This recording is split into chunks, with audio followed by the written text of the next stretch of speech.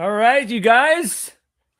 Welcome to the DM and Friends Thursday night live stream. And we're missing one person, which is Chris Clark, but I'm sure he'll trickle in here after he gets back from his hangover from last night. But I don't know if he had one or not. But tonight we have two guests that I just want to welcome, and thank you guys so much for coming on. We'll start over here at the bottom. You know, Stephen Clements, you've been on a couple times in here, and just thank you so much, man, for coming on.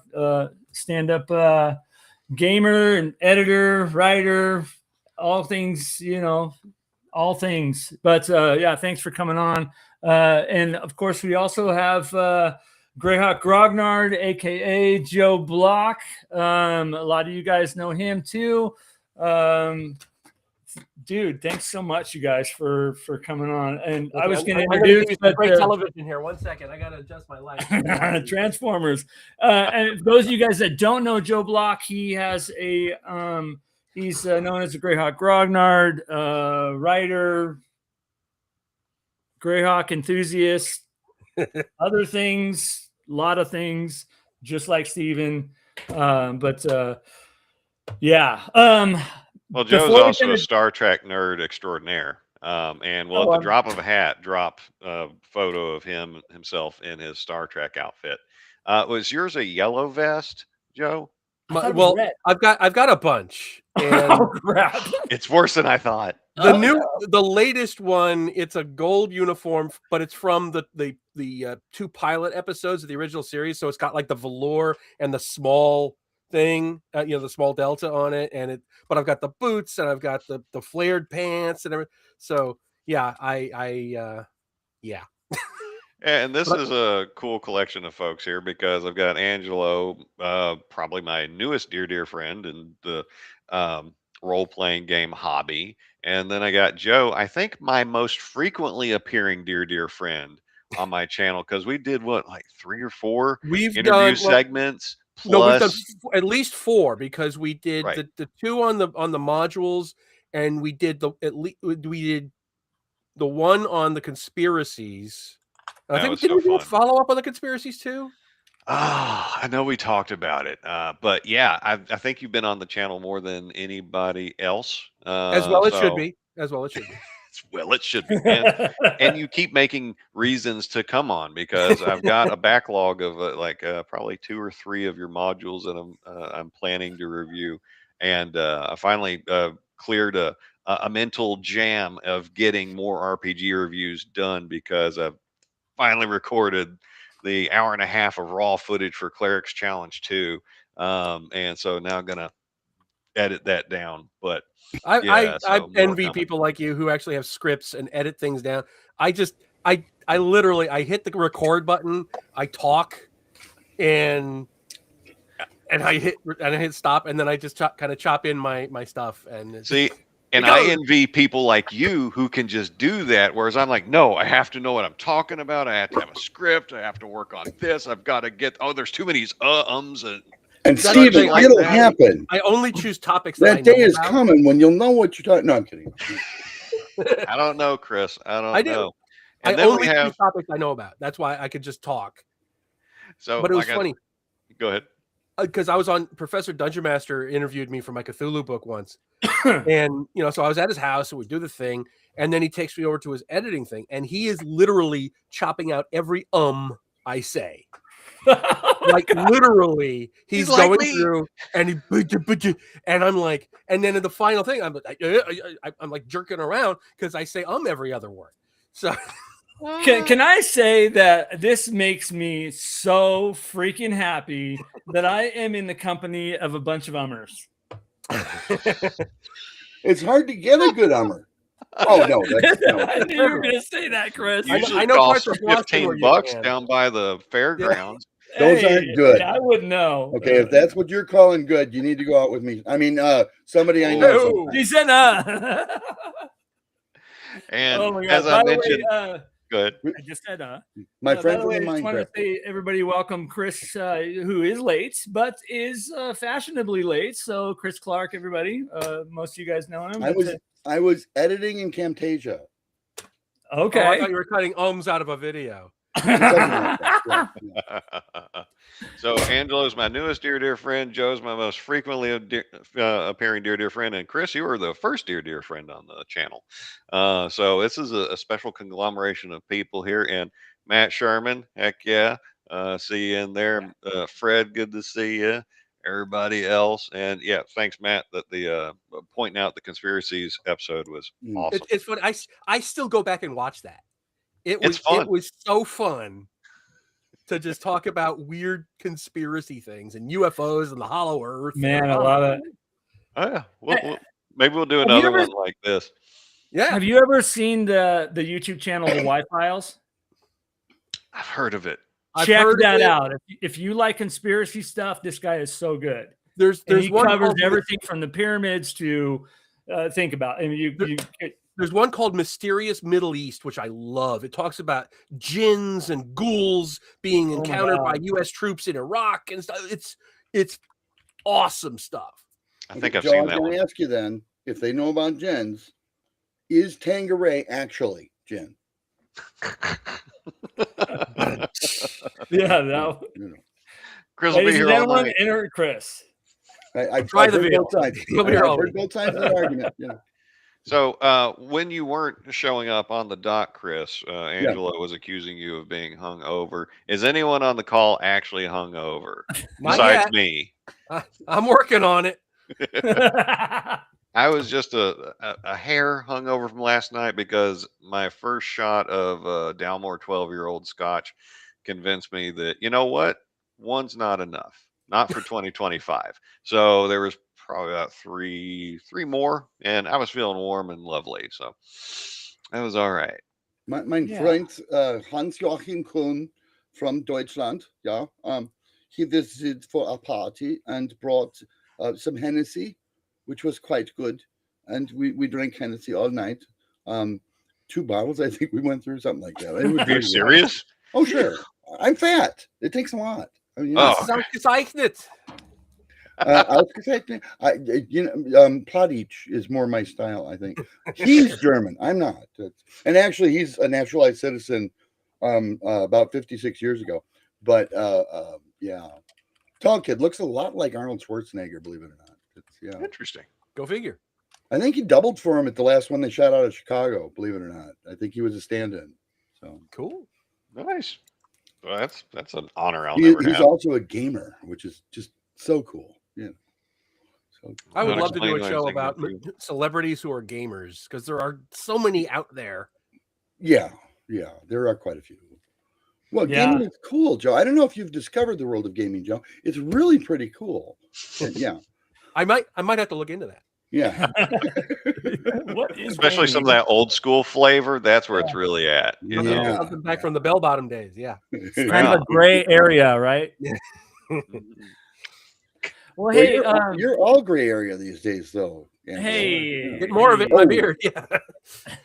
Just a little. Yes, look at that. Yeah, Steven there. Steven is a youngster in the group here. Look at how jet black that hair is. Holy cow. So much more pigmentation up here than y'all do. Wow. That is not Kiwi Black number 2. You've got much more to pigmentate. What the hell? I think it's me, then Chris, and then it's just falls off.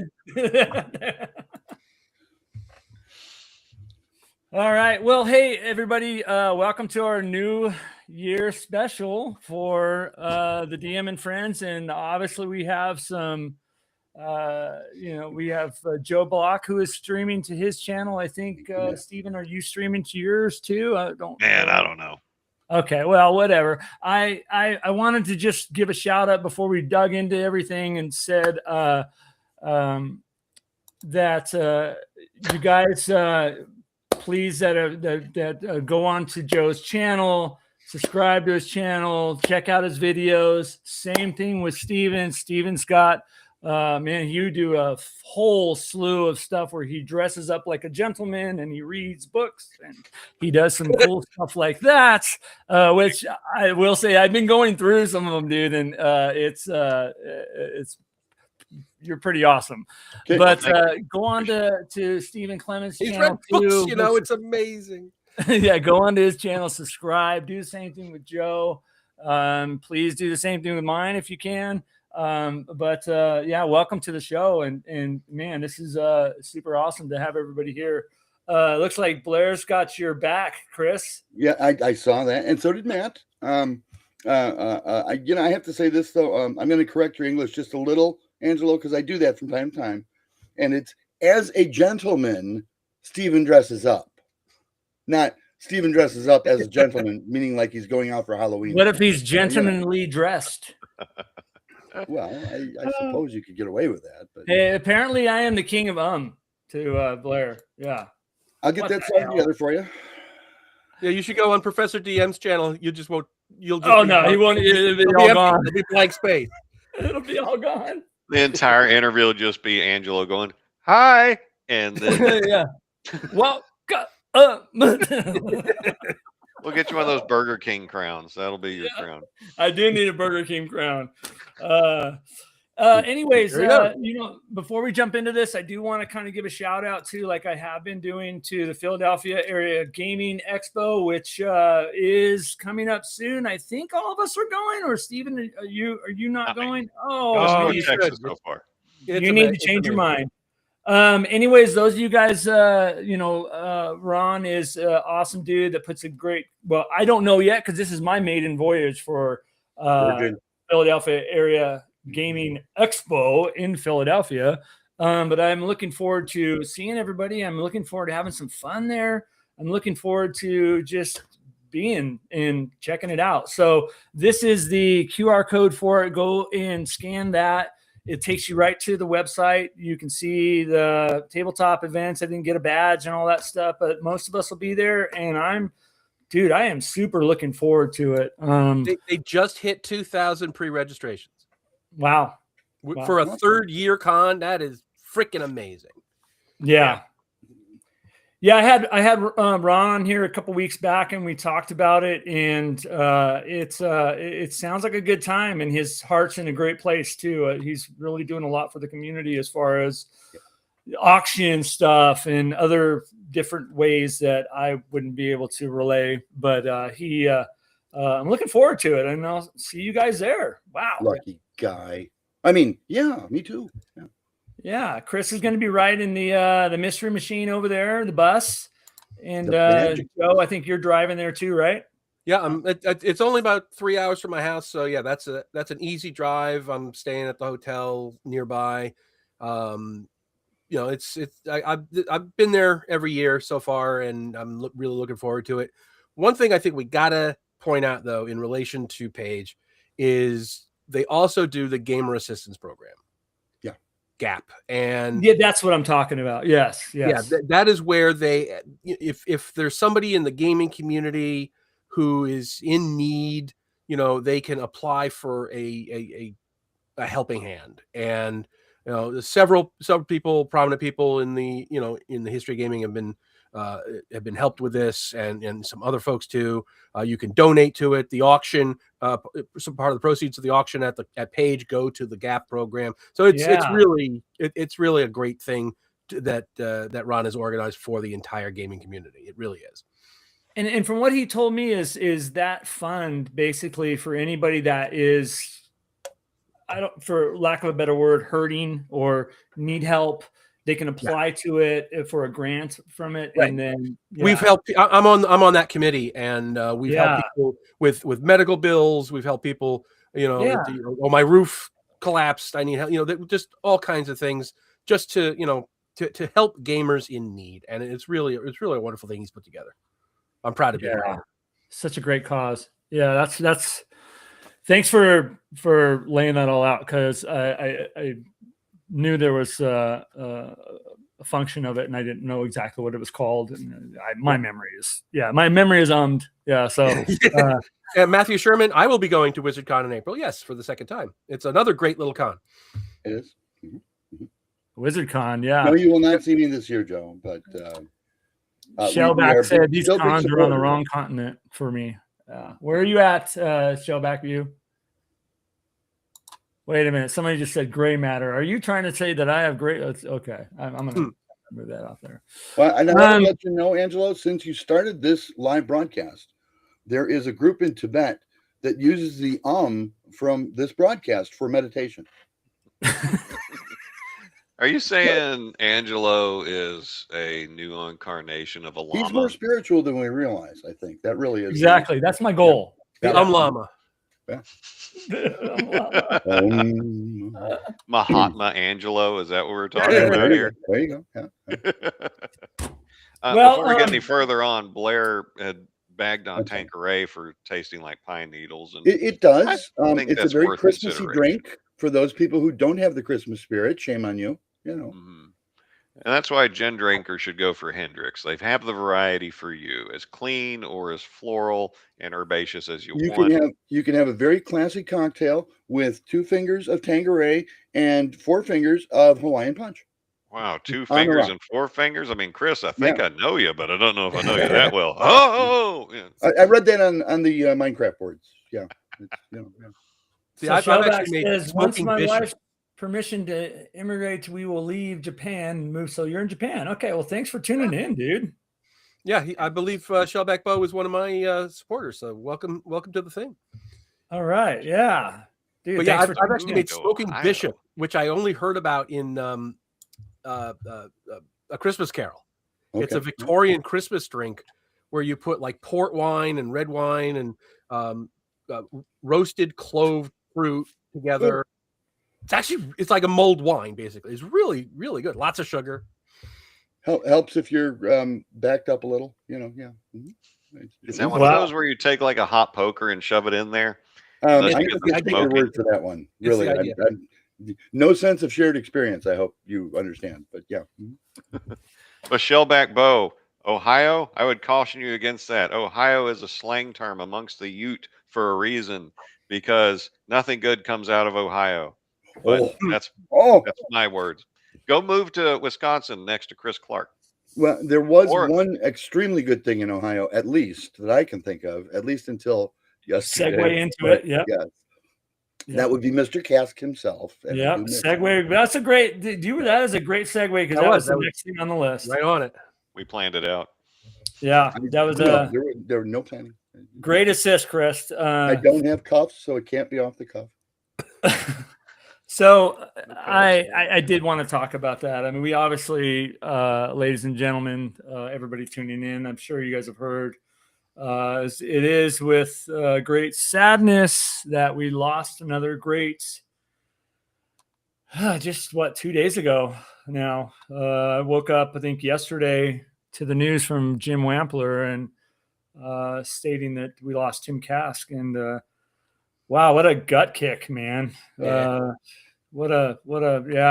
I mean, I'll raise my Diet Coke to it, I guess. And that's all I have here today. But I didn't have time to get a cocktail. Yeah. So, all right, you can go get a cocktail, Chris. I've got okay. What beer are you drinking there, Joe? My usual Coors Light. Okay. Coors Light. You're a Coors Light guy. I can drink 30 of them and still be. Of course you can. So. And piss your brains away. Yeah. It makes sense that Joe would go with the silver bullet. Totally. Yeah. It makes a lot of sense. Well, it's like sleeping in a canoe. Okay, it's really close to water. Yeah. But so Tim, that's too bad. Well, and I of course had the. Well, you knew him the best out of all. I mean, I had the incredible experience of working with the man for, good God, 7 years, and we would fight like cats and dogs, and we were the best of friends.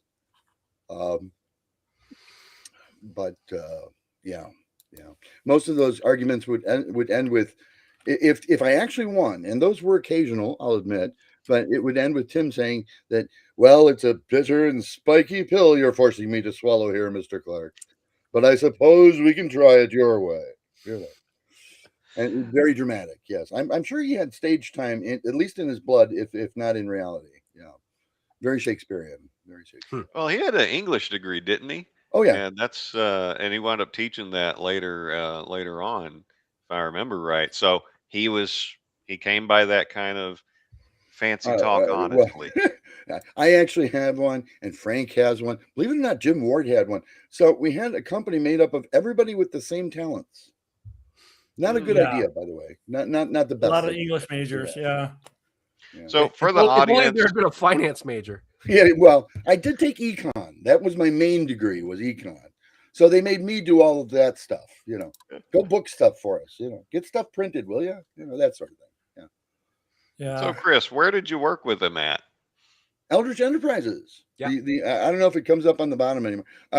The second in line of companies that I either own or have worked with, or and actually I owned part of Eldritch. I was a partner in Eldritch. So that and was there's myself only and there's Frank. you're one of the last. You're Just Frank and I left. just you and Frank left from Eldritch. Yeah. And honestly, gang, get to Paige and sit and talk to Frank. He's getting up there. Let's just say that. And he looks good, but you're never guaranteed tomorrow. So yeah. If there can only be one situation in a fight, my money's on Chris. Chris will totally roll Frank. Frank and I would fight regularly as well, and yet again, we're best of friends. These guys were both, of course they're fighters and scrappers, but both of them are also intellectuals. So these fights were debates. They were not, so's your mother. And my mom was, so I had not much to say on that. So no, I'm kidding. Really, no, mom. Okay. I have a quick Tim story because I don't know, a lot of you guys knew this, but I had a decade-long project with him that was with the HMGS. It had to do with some of his micro armor, and the project went sour a couple months back from a theft that happened at a museum, and I don't want to get all into the details of it, but I had talked to you, Chris, and I'm like, I was like, oh crap, I gotta tell Tim this, and I was like so dreading it because he asked me, hey, what's the latest status? We used to talk, maybe once a quarter on the phone about what's going on with it and stuff like that. So I got the opportunity, to talk with him, get to know him in that level, more than others, less than more, some, what's that term, but whatever. But, so this last time I talked with Chris, and he's like, just call him. So anyways, I got on the phone with him. It was probably 2 months ago. And we scheduled the call and all that, and got on there with him. And I said, Chris, he's going to rip me a new one, dude. And he did for the first couple minutes. And then, you know what, guys? We talked for an hour and a half about D&D. Yeah. That was just him. Like, I don't know how many phone call conversations or Zoom sessions I had with him where we were just talking about the love of the game, certain mechanics, and, a big conversation piece that I would have with him was improvising, because he had that Wheel of Blame piece where he was very good at just pulling stuff out of his butt, so anyways, that was kind of my take is, and then we talked about 2-3 weeks ago too on Zoom, kind of a follow-up on some stuff. And then same thing, we're talking about OD&D for an hour and a half. And man, he was going to come on the show. He's like, yeah, let's talk about improving and Wheel of Blame. And man, when just so bummed that we lost another great. I mean, what's that this year already? Well, we're earning 2, right? This year? Ernie. Yeah. 2025. Yeah, took out Ernie too. And that was such a shame because like every time I interviewed him, he looked like he was doing better and better and better. And he was more mobile, and he had better spirit, better color. And then just like a switch hit him and taken out, which apparently Tim was a quick done too. Yeah, he had a really and not to, I'm sorry, go ahead. No, not to heap accolades on Stephen here, but I'm going to heap some accolades on Steve. When when I started working with Ernie again, I wanted him to contribute to an upcoming Kickstarter that we have. It's very original type early fantasy, a castle thing. You'll hear about it. It's all right. We're not going to do that today. But he was not even well enough to write things down. Oh, wow. He said, "Do you have? I want to be in this. Do you have somebody who could take dictation for me?" And I didn't actually have a spare body in the office here to do that. So I called up Steven. I said, "Steven, can you do this for me?" And Oh, wow. this guy jumped on a hand grenade without even having a helmet over it. Took like 4 hours, 8 hours of dictation on several phone calls. And I actually got a fairly comprehensible file from you, which I'm sure is only because you read between the lines in some cases. I did share your file with Donna, by the way, just to make sure that she agreed with it. She does. That she pointed out one or two things I missed on going through it, because I've already recondensed that into the portion of the adventure that it will occupy. So, yeah. And for the viewers, not to cut you off, Chris, but for the viewers, he was talking about the late Ernie Gygax. Yes. Right before he passed, he dictated a bunch of stuff to Steven.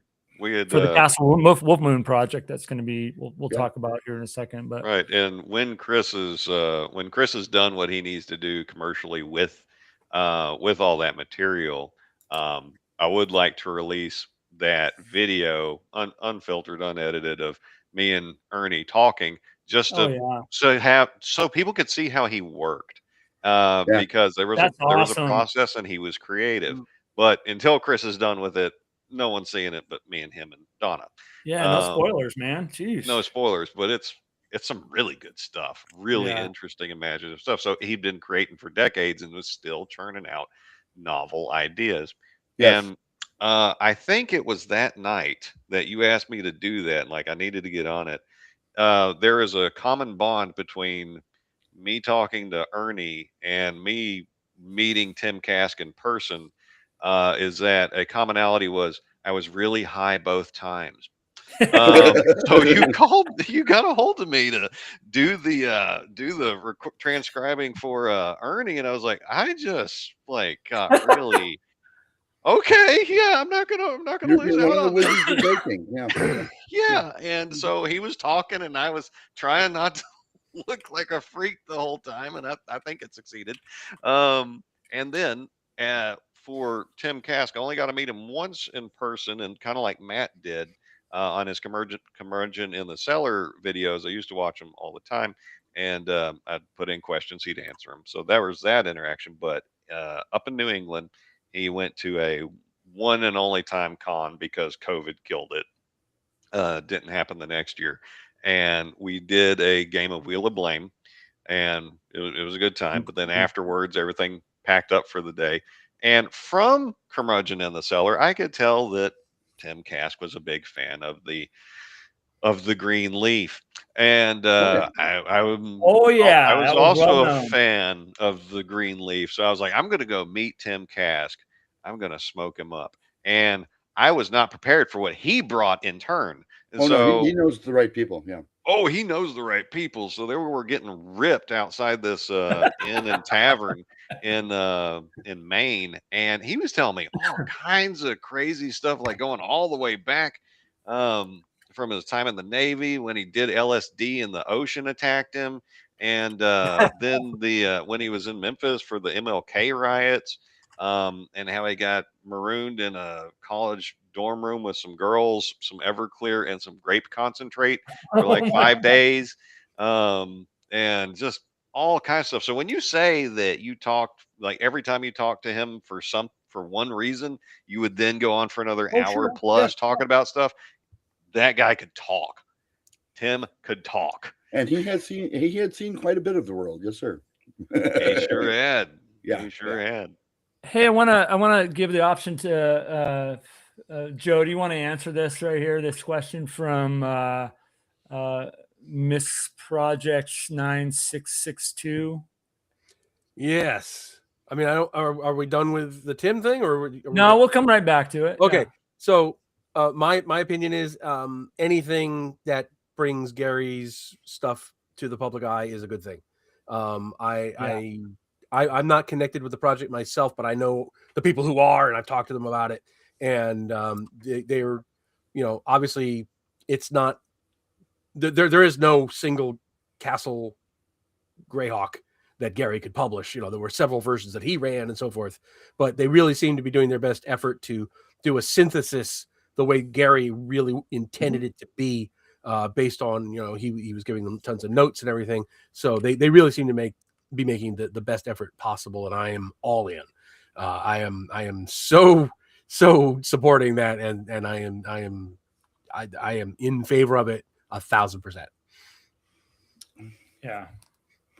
Well, I'm not so concerned it'll cause a first edition problem. No. I know the guys pretty well at CNC, so bear in mind that I might have a slightly biased opinion in their favor. Yeah. Steve and I have worked together for 30 years on various things, like the Warden, for instance. I don't think so, though. It's funny. What is CNC to me?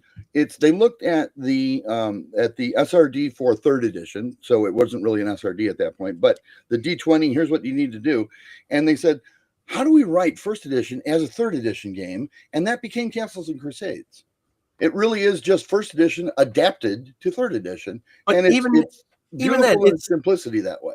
The mechanics are irrelevant because the stats convert.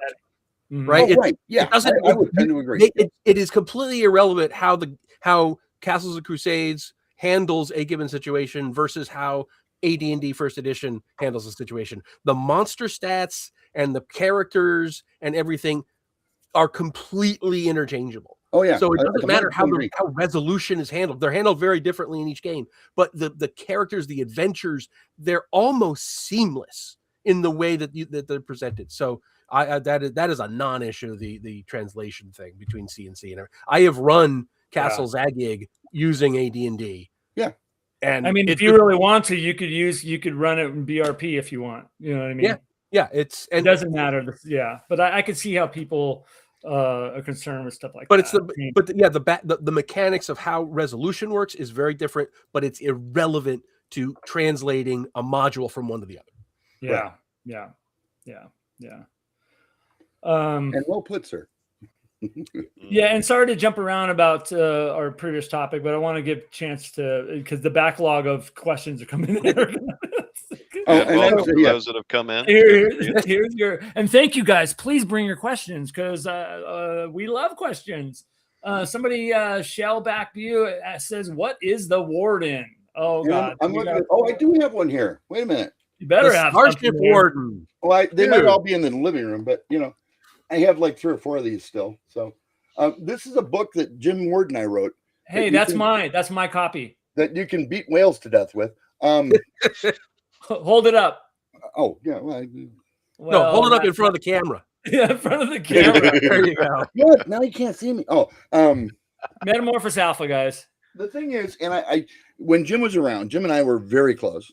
And Jim was around, I kept telling him, I find that your ideas behind Metamorphosis Alpha, I actually find superior to Gamma World. And he used to always ask me, well, why would you think that? Oh my God. And it's because it's the only role-playing game I know of that is set in a finite universe. You can reach the end of the universe at every edge of that because the ship is a given. There you go. I actually got all that material in from the various folks that did them because I wanted to incorporate it. And none of that material, by the way, is invalidated by this Warden book that I just showed you. It's within there. It doesn't have the full details. It says, go and get the copy that Joe just showed you if you want to play that aspect. It's located here. Yeah.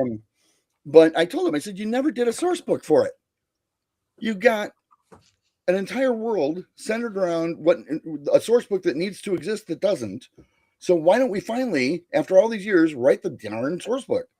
And I told Steve about it. And Steve's like, we could do that Kickstarter. Doesn't have to go to Joe Goodman. We could do that Kickstarter. Yeah, so there you go. I still have my original that I bought in 1979 or something. I have 4 of those. Joe, do you know what my biggest, Joe, you know what my biggest complaint about that is that you just held up? Epsilon City? Yep. I love this one. Yeah, Epsilon City. I got a copy of that too, back behind me. I wish the typeset of that oh my God, it's horrible. Yeah, but when I was 12, it didn't matter. Now it matters a lot. That's why I got the giant one.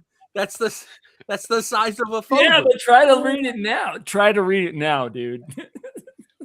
But just to tack on to a couple of things that have been coming up, the Castles and Crusades, that's completely backward compatible with everything before it, and with many things in the OSR that's come since. It's a good rule system. It really is. Simple and flexible. And I see my boy Matt Archibald's out there, signed up to play On Guard at page 3. Matt, Archie, and I, we do a monthly On Guard game on Discord. So if you ever want to try On Guard, just hit one of us up. No, not Mouse Guard. This is On Guard, where you play as a Frenchman that you can use drinking in public as a game mechanic to raise your level, and you're trying to land the highest class mistresses and getting duels for honor and so on and so forth as you bribe your way up the military ranks. It's all about social climbing. It's wonderful. And he'll be doing it in person. He's a good teacher for it too. So if you want to try it, hit him up. And Tecamel, that's a good one too. That's very interesting. The editing is awful on the book though. It's so impenetrable to get through. I would say that. But I love the material, and I've loved every time I've played it.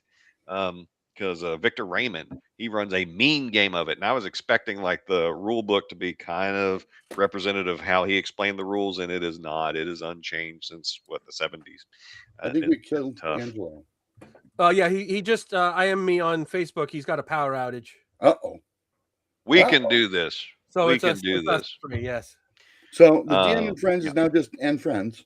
But quick, everybody commit crimes and blame it on Angelo. No. We're not They got a totally question. different game, Stephen. I can't bring it. Can I bring it up? Do I have the power?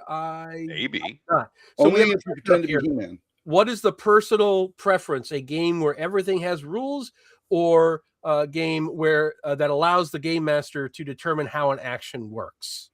Something in between for me. Elaborate. I like a number of things to be codified, but a number of things to not be codified. I have house rules for how fast do I get my hit points back? Well, it depends on how you're resting. Because if you're resting in a hotel with armed guards outside your door that are dedicated to preserving your life, you're going to get a lot more hit points back than if you're trying to rest while sleeping in with a whole bunch of orcs that are sleeping around you, and you hope that you wake up first. He's back. Yeah, I just had a whole outage and computer rebooted. Okay. Sorry about that, guys. Pay the bill, okay? Lucky you. I was so excited that I went over and grabbed this. Yes, my man. Mon ami. We should go hit Paris together. On guard. Or maybe Japan. We'll come up with the Japan version. There is something involving Japanese dancing girls and fishnets that I showed him earlier. He approved. Oh yeah, that was actually fun. Thank you. But I want to hear about your DeviantArt profile. Sure. But I'll agree with Chris. I want the ground rules of how the game works at writ large, right? So everybody can have an objective standard to go with. But I don't want a game that tries to rules every single possible thing, because then it's like Gulliver didn't tie it down.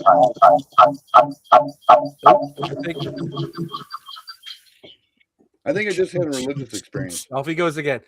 See, and I take a different tack on it. Everybody thinks because it looks like a phone book that Adventures Dark and Deep is really rules heavy. It's not. It's really rules light, but it's got a ton of options. Yeah, and that's what I like. You don't have to use every rule, but isn't it not? 90% of the rules in any game you're gonna use. Once a year, maybe. Right. But those 10% of the core rules you're going to use every single time because that's what matters. Yeah. But all those corner cases and everything, I don't mind having them and knowing that they're there. And I don't mind taking 30 seconds to flip through a book and see, what am I supposed to do when this really outre thing happens, and then, figure it out. So you know, I don't mind having in-depth rules as long as it's not in-depth rules that I am expected to know every single time I play. Right. So what about Rollmaster then? Well, Angelo I has reveal my opinions age. on Merp. Hey, that's one of my favorite systems. Merp is, man, we can talk about Merp. Oh yeah. Well, it's a very rich system, but I will say this: we used to refer to it as Chartmaster. Yeah, Of I course. remember when Arms Law and Claw Law first came out. Oh my God. It was like they had the card stock things. It was a Mm-hmm. huge revelation in like 1978 when it happened. Because Yes. I was at like Origins, no, it was Atlanticon. It was Origins East Atlanticon in Cherry Hill, and I was like 12. Yeah. And you know, it was the first con I'd ever gone to, and that hit the con that year, and it was the only thing anybody could talk about. I'm trying to talk Angelo into running like a demo game of Middle Earth role playing for Rollmaster. The old ice stuff was pretty cool too, I thought. Yeah. As well. Oh, the ice, the maps were at the Yeah. time, they were incredible. They blew everything out of the water because they looked so different. They had these isometric it was amazing wilderness maps and stuff. Oh, they were fantastic. And how deep they went in the lore and the world.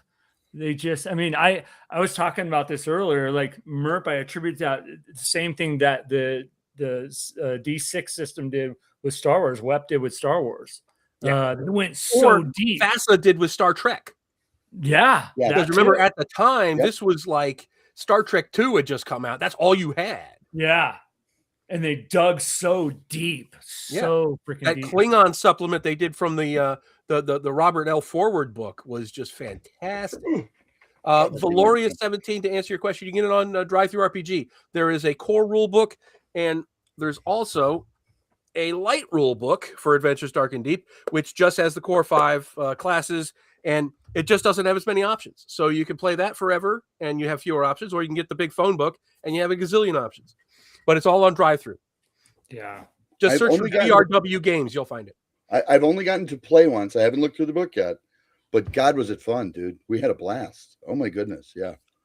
And somebody I want to point out in the chat, as far as this games design and rules light versus rules heavy kind of talk we've got going on right now, the Freezer 700 there, he's designed a role-playing game that brings to life the Legacy of Kain video game series, which if y'all have ever messed with that, it is the original Blood Omen Legacy of Kain probably changed all dark fantasy that came after it when it was released on the PlayStation in the early 90s.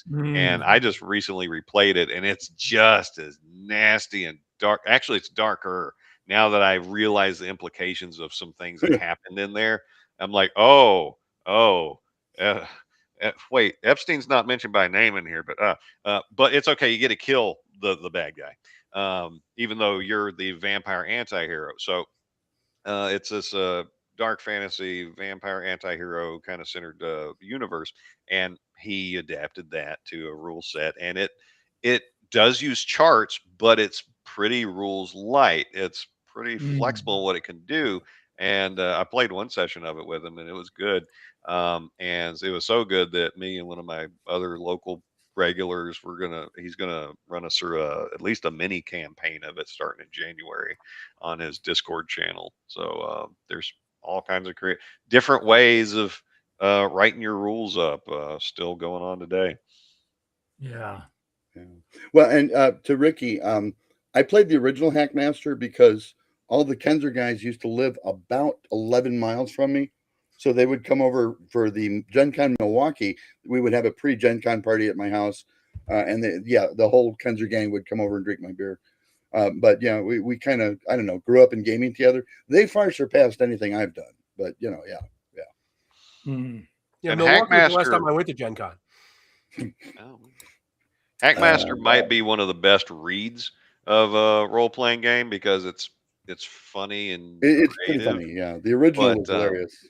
With the gazebos and the bouncing Betty fireballs and yeah. Isn't that where you can die? Though. Isn't that where you can die in character creation? No, that's Traveler. That's right. Yeah. Okay. There's also the game where there are grenades that have a greater area of effect than you can throw the grenade. And don't get me wrong, I've enjoyed Traveler. Hats off to Mark, but there are a couple of little you needed a continuity editor, Mark. I don't know. That was a long time ago, and we all made mistakes back in those days. Stephen, get on that. Yeah. I'm going to get I'll on contact the Mongoose. so. Ping them on Facebook and offer to. Yeah, talk amongst yourself. I'll be right back. Talk amongst Go yourself. heckle their work and see if they'll hire me. I mean, it's worked For so me. far. It's worked for at least 2 people at this point. Well, we definitely got off the topic of Tim. I think that ship has sailed. I think we've set Yeah, up yeah. I just hats off to him, and I'm sure more stories will come out. But now, before we get away from that, I am curious. Joe, did you ever have any interactions with Tim Kask? I've met him at cons. I met him at Gary Con. I've met him at different things here and there. But I wasn't real. I watch his videos every once in a while. But no, I wasn't particularly close to him. It's funny because I hear about people talking. I spoke to so and so for 3 hours, and it's like the only one of the old guard I've ever spoken to on the phone, outside of the context of a convention, was Rob Kunz, and I couldn't imagine that they would want to talk to me. So I've never tried. I've never, it wouldn't even occur to me to try to talk to Tim Kask. Let me just call Tim Kask. It would never occur to me to do that. And I don't think they'd ever want to talk to me because I'm not. Joe, that was the thing. That was the thing about Tim is he was so receptive to people chatting with him, and I understand a lot of them. I'm the same way too. Like a lot of them were and are like that. Yeah. Frank Messer is at Page. He just sat down when I was eating breakfast and started talking to me. I'm like, how do you even know who I am? Yeah. Joe, give yourself a little credit now. Come on. I guess I don't. I don't think that people like that would, need me bothering them on the phone. So I've never tried to. I've never interacted with the old guard like that. Yeah. Well, think about it this way, Joe, is that a lot of these folks, they've their glory days of publishing and creating are way in the past. So for someone today to still want to talk to them about this thing that they did, they like it. They love that stuff. Very true. Very true. It's funny because there's I don't know if any of you've ever heard of there was a sci-fi series called The Vang. It was about these parasitic aliens, and it was really and I found the author on Facebook a couple of years ago, and I pinged him. I was like, "Are you ever going to write another Vang novel?" And he was like, "Oh my God, I can't believe you remember this." Yes, I actually. I made his day. Yeah, but I don't want to impose myself on them. It's just that's who I am. In a non-role playing context, when I was writing my first book, To Save a Life, which is about the Fourth Crusade and the fall of Constantinople, the author that most inspired me, probably screwed me up for life, with his 3-part Byzantium trilogy, was British Lord John Julius Norwich. And when I was getting ready to put it out, I found his website. I sent an email to it, just to see if he wouldn't mind me sending him a copy of it in tribute. And there he was. He answered me back, and he's a British lord. Like, he's been on TV there, like on an annual thing. Like, his romances and fallings out have been like pop culture there. Yeah. But he was laid up with a broken ankle. And he was like, "Hey, what's going on, man?" So yeah, like, if there's somebody you want to talk to, at least ask them. I mean, I ask all kinds of people to come on my channel. And they're like, "Okay, all right," and then they do. And it's a great time. So, and Joe, you could probably, believe in yourself a little more. I think you're a man of accomplishments. They might have heard of you. They might want to have something to do with you. It's not that any of those guys don't have self-confidence. They like themselves, or they wouldn't be who they are. But they don't put themselves on a pedestal. They don't. I do. If you enjoy gaming, Tim Kask, you're the freaking editor of Dragon. You don't want to. Good God, you sent me a check once. You don't want to hear from me. Yeah. Okay. Joe, this will stun you rigid. Okay, when Jim and Tim and Frank decided to form this new company, they asked me to join, not the other way around. Yeah, Eldritch And I was like, Enterprises. hello? Yeah. You know? That's crazy. They're regular gamers, just like the rest of us. I know, and I interact interacted with them fine at cons. Yeah, I just can't picture myself just calling them out of the blue and chatting for 2 hours about mechanics in D&D. Yeah. Yeah, and you know, Joe, I could talk to them for 12 hours. Yeah, I don't see myself doing that.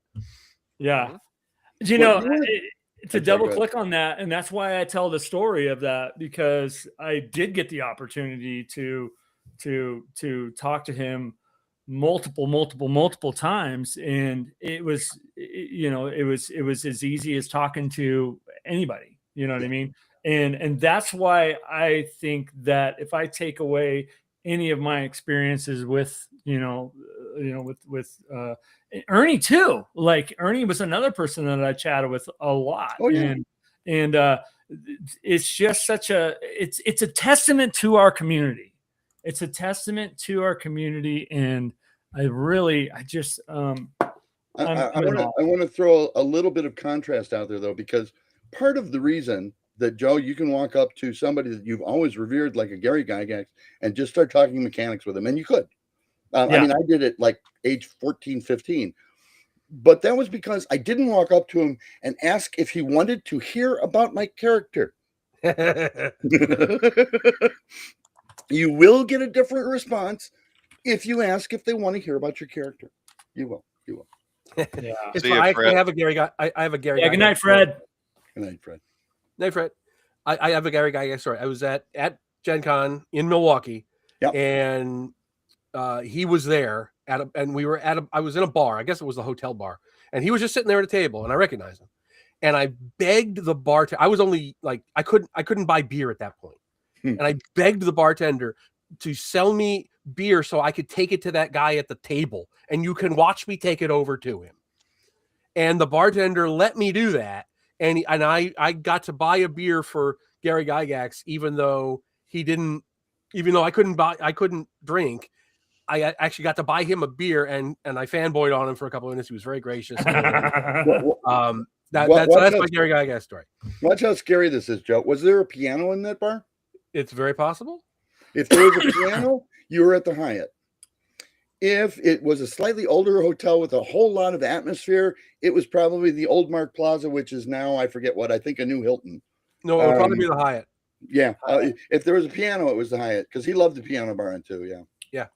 Yeah, but I think I got him like a half yard or something. Like, give me your best beer in a half yard. Yeah, I took it over to him, and he was really gracious about it.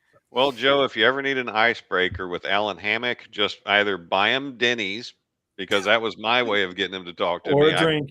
I was sitting at Denny's at North Texas, and I saw him come wandering in. I was like, hey, if you'll come talk to me, I'll buy your lunch. He's like, okay.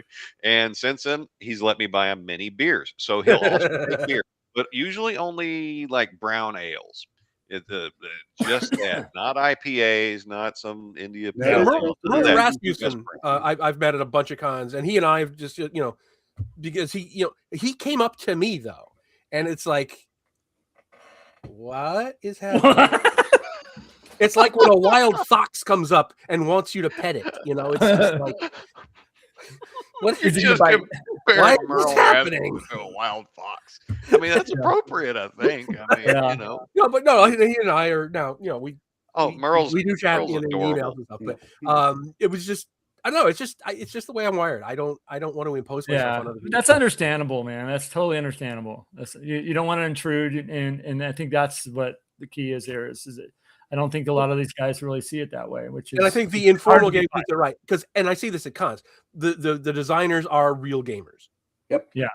And that's true. You see, I've played in dozens of games with people over the years.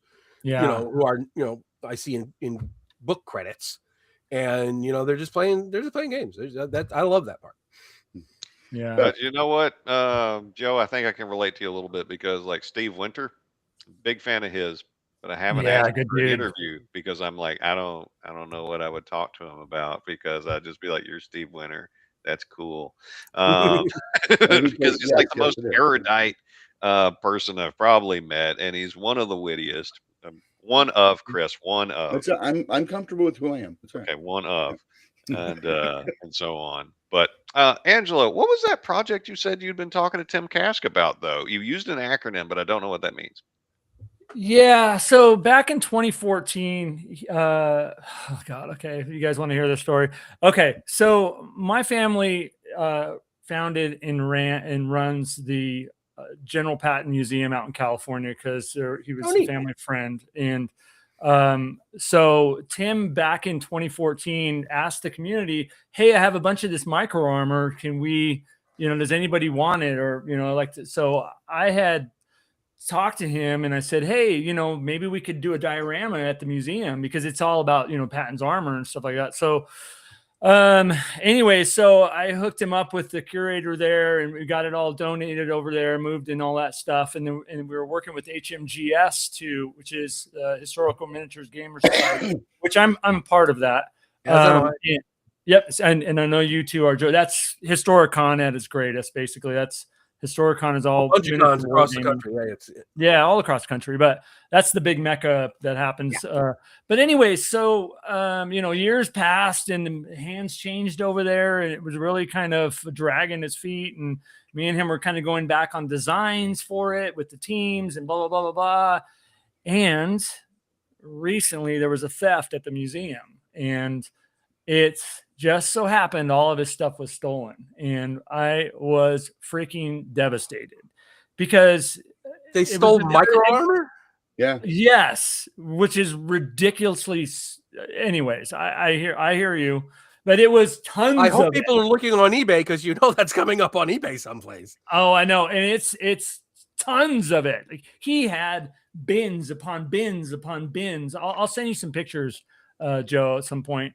But anyway, so that was when I was telling the story about I was scared to tell him because I actually went down there this last Veterans Day, which we have a big celebration for Patton and for the veterans and all that. And it's a really nice time. General Patton Museum in Chiriaco Summit, California. Anyways, so I ended up talking to him and I told him that's the story I told you guys about, and he was pissed at first, and then anyways. Well, obviously, I mean, it's like when they boosted those Magic the Gathering cards at Gen Con a couple of years ago, or was it like a whole pallet? They just walked out the loading dock with it, and somebody got rich off of that. Yeah, that's no. They didn't they find them? They found them trying to sell them. I think so. And they were on camera and shit. Yeah, something like that. Yeah, don't mean to demonetize us. Yeah. So anyways, that's the story of that, and that was my tie to him for several years, and then obviously it bloomed into gaming, and well, it's always been gaming, but anyway. But you never met in person. With him? Yeah. Oh no, I've gamed with him. Yeah, several. Yeah. Oh, okay. Yeah. What'd y'all play? Mainly OD&D. That was his kind of thing at cons. I didn't know him like Chris did. Obviously, Chris was pretty close, but that was that's my story. I'm sticking to it. Not biblical, no. Yeah, no. So Angelo, how do we stand on viewers? How many people we got? We have 39 right now. I think we've been up into the 40s, stuff like that. If you hover, you'll see who's given all the who has what. Like it's all you, man. 38, 30 of them is you. Jesus. DM and friends 6, Joe another one, and then another one for me. So yeah damn you, Joe. Damn. So, I cannot believe. So like I said earlier, you guys on the show with him. I mean, he's a celebrity. Yeah, he's a celebrity. Joe's a celebrity. I'm the celebrity. Like I said, you guys earlier that weren't here to tune in, we have 3 of us here that have live, YouTube channels that are multi-streaming right now. And please, you guys that are part of my channel, please go over to Joe Block's channel, subscribe, like his stuff, look at all of his Greyhawk stuff. Steven has got some really cool stuff up there. regarding gaming and literature, and I don't know, I'll probably get it all wrong, but does a live reading of this really cool Christmas story. Yeah, Vixen, yeah. 2 Vixen. parts. And you he want- reviewed this book called Inner City Redux. Something, yeah. Oh something. yeah. And those are all, even though Chris Clark ain't got a channel, well, his stuff's still getting covered. You can see Chris Clark at Inner City Games Designs. He is the author and the maker and the founder and the organizer and the everything of Lance, Inner City Games, and probably 1,500 other games. Yeah. I have like 75 titles still in print, so don't go down that list. It will be here forever. Yeah.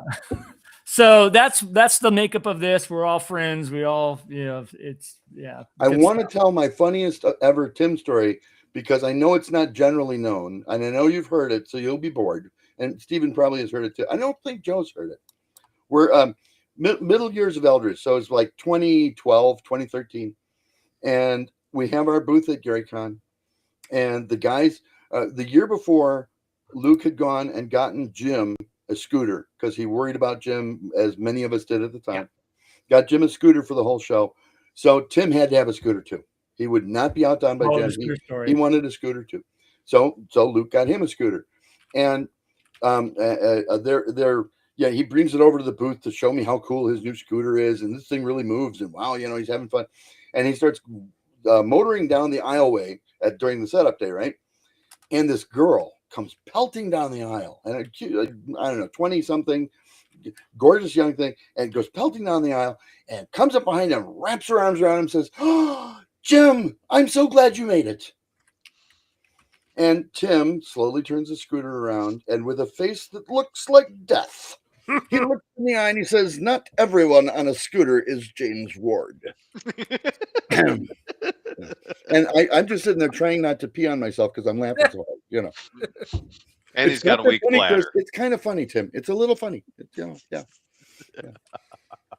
That's good. Well, That's good stuff. So my favorite gaming memory involving Tim Kask was when he no-showed. So at GaryCon 2019, I was signed up for Wheel of Blame. I hadn't met him before 2019. Hadn't met him before. But I wound up meeting him later at AppleCon. And somehow he got double booked on Sunday, and so he went to the celebrity game and not to the podunk game. But in the room waiting for him to show up, there happened to be one of the players that had signed up had been in Wheel of Blame several times, so he knew how it went. And so he said, "Well, I'll run it for you." Oh, that's awesome. And he actually did a more entertaining job of running Wheel of Blame than Tim Kask did. Because then at AppleCon afterwards, I was in a Wheel of Blame game with Tim Kask, and I was like, "Man, that other guy was better than you." Oh, yeah. And that's when you were banned from ever playing a game again. And then he spun his scooter around, and with a face that looked like death, he looked no. Yeah, I have several of those little plaques from Tim. I went to Gen Con, blah blah blah, and all I got was TPK'd by Tim Kask. I was going to say, did you ever win one of the special TPK trophies I made for him? I don't think so, but I mean, I've played in so many of his con games. Yeah, I'm still trying to remember that. Yes, I'm still trying to get you to play this game, but I got a bunch of these cowboy and Indian kits, right? When I did Wild West War Pigs, and they came with teepees. So I took 5 of them and I mounted them on wood blocks and did the terrain around them and did a little campfire on them and everything. And then got little bronze plaques made for them saying the total party kill, the TPK. So it was spelled TP and then the word K trophy. And I gave them to Tim. And I said, and you need to remind people that it's only a coincidence that TPK and Tim Kask share initials. Jesus, he loved killing parties. He loved it. and he had no qualms about saying, "Yeah, I killed him." Jim would know that characters kill themselves. No, Tim was always, "Yeah, no, I killed him." Okay, just only because you said that, I need to plug tomorrow and Sunday. I do every week I do a collaboration with Joe the Lawyer and Eric Tenkar, and Sure. this month we're doing it also with Don Zamora, and the topic is character death. So Oh, nice. and then we're going to talk about it on Sunday too. So just only because you said that, Yeah. that's what we're talking about tomorrow. The famous Well- PPK awards, yes. Well, That's speaking right. of plugs, I don't want to not give you the somebody's got a Kickstarter coming up in a couple of days. Whoa. Steven? Is that you? Is that would it be start with a Greyhawk? Oh, okay, fine. Yeah. I will pluck something else from my big stack of Well, books. hang on. Let me set up the screen really quick here. Hold Set it on. up. Just Set her up. let Let me set up the screen here. Not me. We don't want to see my mug. He is such an IT wizard. Just incredible, really. Go for it, Angelo. There we go. All right. So yes, starting on January 13th, I've got the Adventures Dark and Deep Book of Fell Wisdom coming out on Kickstarter. This is a probably my last Adventures Dark and Deep rule book for quite a long time. This is taking bits and pieces of stuff that I've previously released, but hasn't been really done in a hardcover, new style release. It's got a ton of new stuff. It's got new classes. It's got witches and necromancers and myconic druids who use mushrooms instead of oak leaves and stuff. It's got rules for alchemy. It's got rules for courtly intrigue, generational play where you have children and you end up playing your children, ley lines and all just followers for high level characters, just all kinds of cool miscellaneous random optional rules that you can plug into your game. This is actually done. It's written. It's already written. I just need the Kickstarter for art and editing, and then it's ready to roll. So that'll start on the 13th. And if you can you put in the link to the to the watch page where you can click on the button and then you'll get notified when it goes live. Yeah, I can actually do that. And I will actually have a I will have this very book in my hot little hands at page. So if people want to look at it and then get so enraptured by it that they want to support the Kickstarter, they will be able to do so. Ooh, Joe Hot Hands Block. Is New that one nickname. of the spells in the book, Enrapture? No, but it's funny because I was while I was writing this, I was reading through both of the Azalin Ravenloft books because he's from Greyhawk, so I was looking for Greyhawky stuff, and I took every spell that he did in those books, and I put them in here. Cool. And they're like wild stuff, like destroy treasure. It'll just like destroy all the treasure within a given radius, because that's something he did in the book. It was just okay. This is a spell. So yeah, there's a ton of stuff in here. There's like create demiplane, compel truth. I love this because a lot of this stuff is also made for evil characters to use, like undead and stuff. Sure. There's a spell conceal reek. So if you're dead and you want to make sure people don't know you are, it's got like a scroll of protection from sunlight, things for a vampire, things like that. So it's got all kinds of fun stuff. Is there a way to cast control reek on some of the players? No. I got a story about that, but I won't share it because it's not fit for okay. You mentioned the Azalin novels. I've only read Lord of the Necropolis, but it was so good. I thought the pacing on that was ridiculous. It felt like a excellent spy novel for like half of it, and then the ending was pretty cool. Did you ever find that one that like got away from you? That one, I think it was an Azalin novel that you just couldn't track down a copy. Yes, I got both. There were two Azalin novels, and I got them both. Okay. There is still a Gord the Rogue story that eludes me. Oh, that's what I was thinking of. Because it was in a compilation done, I think, by White Wolf Games called Of Dice and Pen. I have that book. And there's one Gord the Rogue story in there. That's the one book I don't have. Otherwise, I have a complete thing. Which one don't you have? I think it's Of Dice and Pen. Yeah, I have a copy. I think I have 2 copies of Dice and Pen.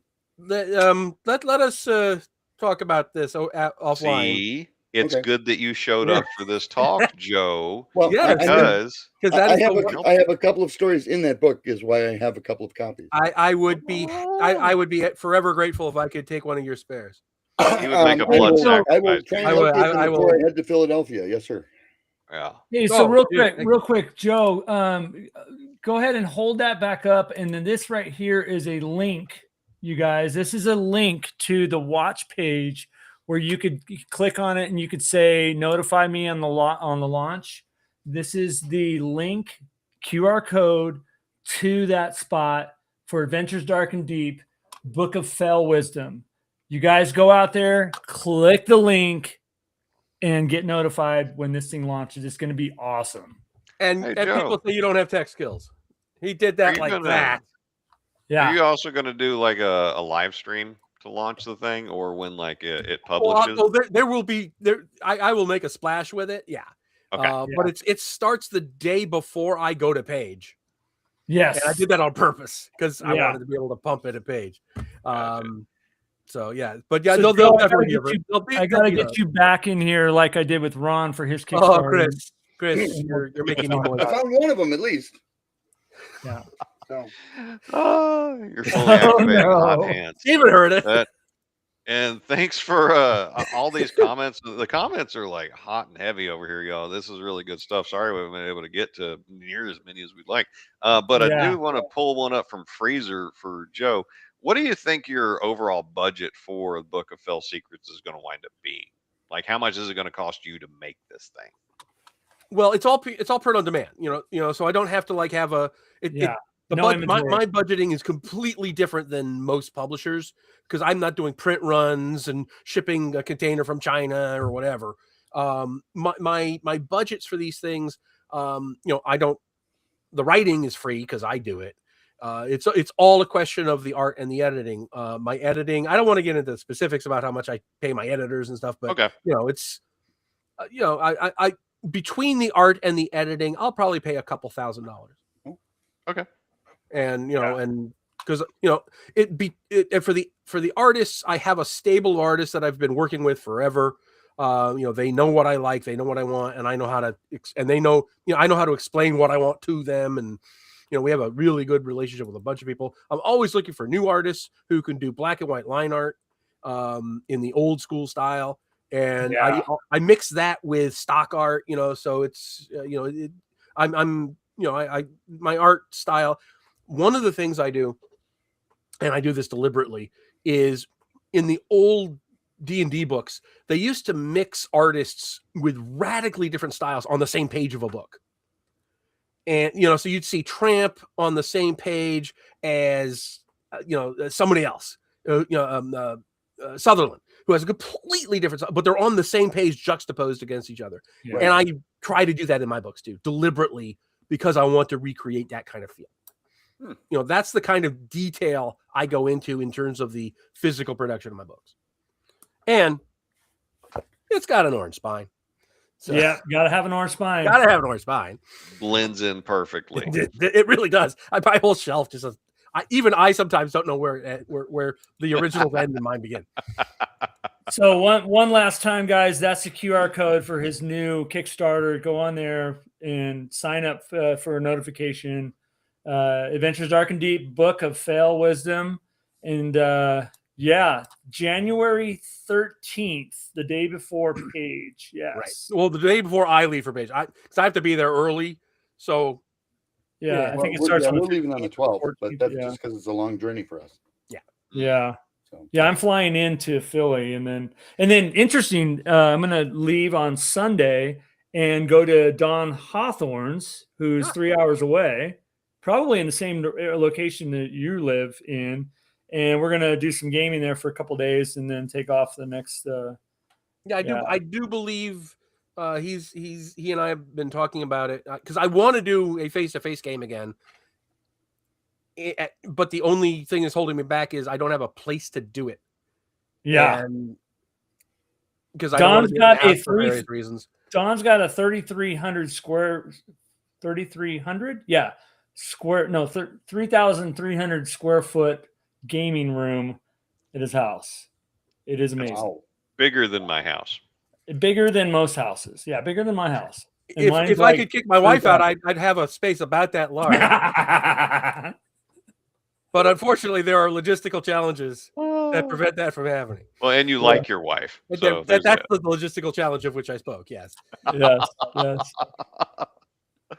Oh man. Yeah, everybody on here saying looking forward to the Kickstarter. That's definitely gonna. Thank you for pushing this. This is really helpful. Yeah. Well, and I reserve the right to get you back on the show next week, and we'll do it again. How's that?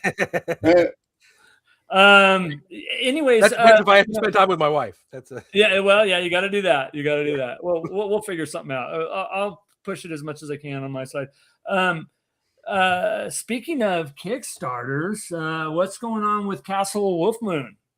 I don't know yet, but I am creating a commercial today that I'm hoping to present to the parties involved that will actually set the date. That would be the folks at Pulse. If you had checked the Kickstarter page, you'll notice it was sponsored by Pulse.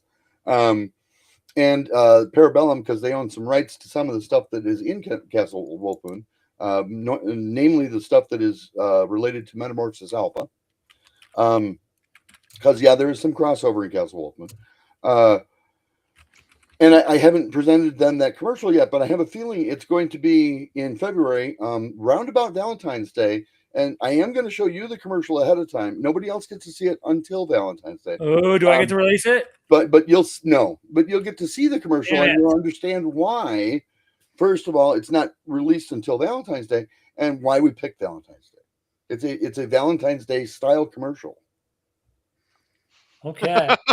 Okay, I gotta ask. You know me too well, Stephen. I know. I gotta ask because I've made commercial. I have a four commercial series for Adventures Dark and Deep. So they're awesome too. What went into your commercial? I'm obviously we don't know the details, but like, do you have a cast and you did a scripts and music and whatever? Or Joe, have you seen any of my Wisconsin workouts? I have not. I do mostly humor videos. Okay. This one would be no exception. And actually, believe it or not, my wife edits them together in Camtasia on her computer upstairs that occasionally she also uses for her government work. Yeah. Okay, because I know Angelo and Steven have seen my ads. Yeah. So I'm just when you said ads, my ears perked up because I was like, "Oh, what's happened? I want to know. Do I have an idea? Can I swipe an idea from you?" And you're welcome to. These are just advertising gimmicks, and of course, borrow from the best or me. But if you're not having a good time and you're employed in the games industry, you probably shouldn't be employed in the games industry because it really doesn't pay well enough if you're not having a good time. I'm actually employed in the insurance industry, but okay. There you go. That explains so much. But it probably pays well. Yeah. Well, since we're talking about advertising, industry, I'll tell you that. Yeah, honey, why did you leave your real job to write games? What's wrong with you?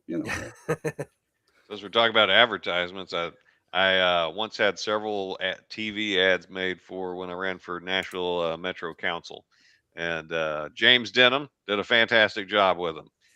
Gave me the friend price, and those are on my channel, I think, including the one where I'm stumping for legalizing marijuana in the state of Tennessee, because I was like on some advisory boards for the lobby groups that were doing it. Like, my number one donors were members of the pot lobby, and so I was like completely owned by the pot lobby, and I was completely fine with that. I was like, I'm open about who's they paid you in kind. They didn't need to give you any cash. They did give me cash. They gave me cash. They didn't give me drugs. I just want to be very clear about that. So my campaign finance reports are accurate. We will not be checking your backseat for baggies. It's okay. But if anybody wants to see those videos, they're the first ones on my channel, I think. Hey, so we got a question here from Drag. It says, "What's the future?" Let me put it. What's the future of Greyhawk in 2026? And this question is about the community. Nothing official like BMG. More like BRW, TLG, and others. Who is the next major players? Again, not Vecma. I want to know what they mean by nothing official like BMG. What have you heard? And what is, first of all, what's BMG? Yeah. And what do you mean by this? Yeah. Come on, I need I this think answer before I can answer probably you. you heard first. Steve is sponsored by a big firm. Oh, God. Big Green. Yeah, no, I didn't really hear. Yeah, what is BMG? Big Mac grilled? I don't know. I'm guessing the G is games. BMG. Buy more games. Baldwin Games. Ah, Well, I don't okay, know. so what do you refer, Drag 347? Baldwin Games. Yeah. Yes, we don't know. I think you Maybe might have he's struck on a asking secret. about some of the new stuff that was talked about with Legends of Greyhawk. Maybe those. I can't. Oh, speak for yes, Steven. that's what we're talking about. Because I actually did a video with Baldwin live stream Game, with yeah. them. Baldman Games is one of the 3 partners that does the official Heroes of Greyhawk stuff with Wizards of the Coast. Okay, you gave me a heart attack. Yeah, you had them on your Okay. show. Yeah, you had them on your show recently. Well, a couple months ago. Yeah, last month I had them on my show. I'm going to have them on again in January, actually. Nice. Yeah, yeah. Block Menser and Gygax. There you I go. love that. There you go. Attorneys at law. Like Harvey Birdman all over again. Yeah. So I guess they're asking what's I mean, you kind of talked a little bit about it a month ago with them, but what's any other? Well, it sounds like they don't want to hear about that stuff. They want to hear about what's going on with the fan community. Who the hell knows? I will predict that 3 orcs and other people will continue just piling on infinite amounts of detail about Hommlet, and it will just be a never-ending morass of Hommlet material that is completely over the top and will just super uber detailed. Yeah, I can't. It's too much for me. I'm out. I don't care anymore. And I don't mean to single out 3 orcs. They were just the ones that came to mind. And there's at least 2 other folks who are just cranking out endless details about Hommlet and the Moat House and the temple and the Crown Hills. Just stop. I'm begging you. Pick another place. Find another place in Greyhawk to write about. I'm begging you. You hear me? I am begging you. Yeah. There's so much more to Orth that that's pretty. Can we go outside of those 4 hexes on the map behind me, please? There's actually 1 hex, down on right? Highport. 2 Believe hexes. me when I tell you. Yeah. For the love of God. Right? I see a short. I see a short coming. That's getting clipped. Yeah. It's funny we talk about the community. I just had last Sunday. I had Grodog talk with him. I love that guy, man. Alan's great. I've met him a bunch of times. He is such a gentleman, such a scholar. He's amazing. I remember him from the old AOL days. Yeah. He's been around with the Greyhawk scene for quite some time. I just did about an hour and 15-minute video with him, and we kind of dove into some aspects of Greyhawk, and that's really was kind of the focus of our combo. And he just kind of outlined so much stuff happening in the community. Where Visions of Greyhawk is releasing another issue here. He's got an article in there, but just talking about Cannon Fire and how, I mean, that's what makes Greyhawk so great. It's the community. It's not, the WotC books that comes out every now and then, or it's not the, this or that. It's the community. It's the community's perspective on the world. And I love that I can just take this, and this, and this is my canon. You know what I mean? It's the dueling command spells. It's, Yeah. I mean, I can't speak for anybody else in the fan community, but I've got at least 2 Greyhawk books. Well, 3, 8, and a couple coming Greyhawk books in process. Yep. One it is much more in process than the rest. It's a gazetteer for the Sundered Empire, which was the setting for the Chainmail 2001 game, and it's on the far western coast of Orc. I've got a gazetteer well underway on that. I've got a bunch of stuff in process for myself, for 5e or 1e, depending on the project. So, my 1e stuff is Greyheim Adventures. My 5e stuff is Greyhawk. So it's just the way the cookie crumbles. But you know, there's the fan community is undergoing a renaissance because of it opening up on DM's Guild, and I'm expecting a ton of new material next year. Hopefully not in the Cron Hills. Yeah, and you know, and your Adventures Dark and Deep stuff is easily ported into the world of Greyhawk. I mean, as far as I mean, I'm a 1E player. I play AD&D and you know, my own version of it, and you know, you can pull, I mean, Adventures Dark and Deep into any. I mean, it's easily ported into you know, old school D&D. Some of the classes, the way you do the bard, you know, skills, all that stuff. So it's pretty well. The skills to come back to the Troll Lord Games thing. The skill system in Adventures Dark and Deep is based on the skill system Gary wrote for Castles and Crusades. Right. Mm-hmm. I took the basic idea.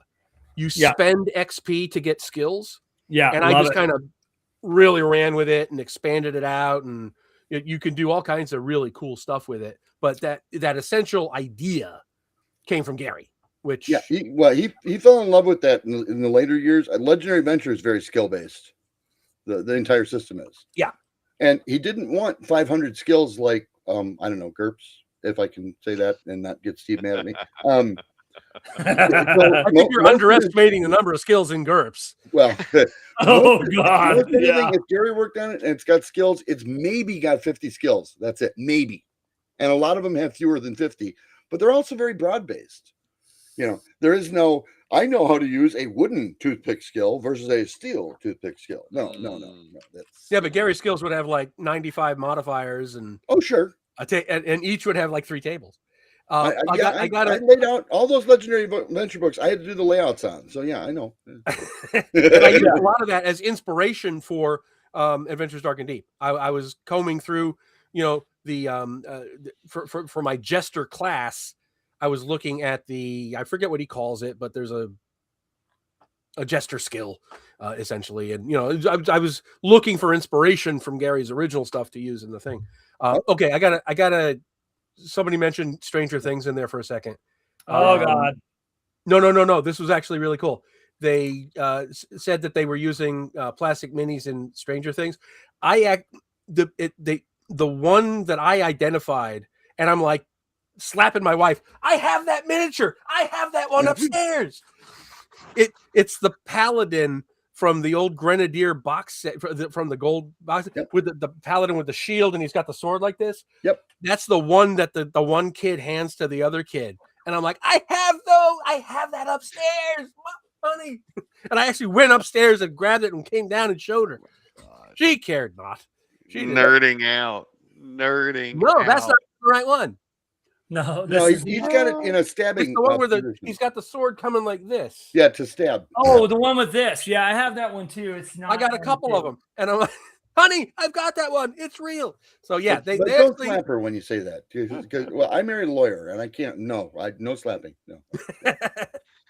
So you described how the Greyhawk community is so supportive of the line, keeping the game alive, and that bounces off one of the questions that Freezer had that I liked, and he's made a couple comments like this so far in this chat about the sheer amount of different games coming out, different rule systems coming out, and I think one of the problems with that is that so much of it seems to be fire and forget, like, here's my oversaturated color with ridiculous art rule book, and I'm never going to put out a module for it. And that's my main gripe with games like that. You know, you put it out there and you give it no legs to go with.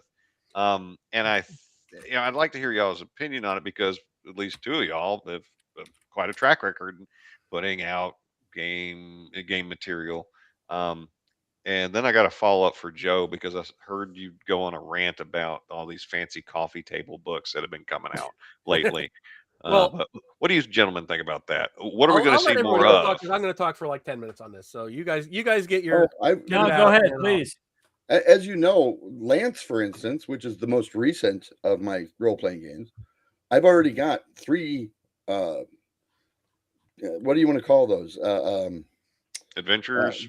reference books out Supplements? on, and I don't mean rules books. They're okay. I'm old now, and I'm forgetting words in my yeah, and I'm not even Wheelbarrow. The word is no yeah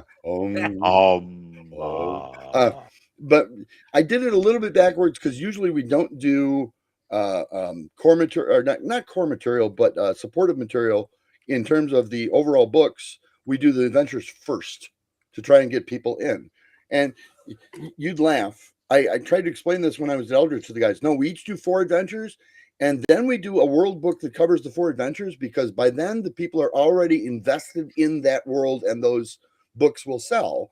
And oh no, that's not how you do it. You know, yeah, okay. I still own my company. You guys? Oh no, never mind. Daddy. Violence. Yeah. Oh, Mr. Clark, it's a bitter and spiky pill. Yeah. Mm-hmm.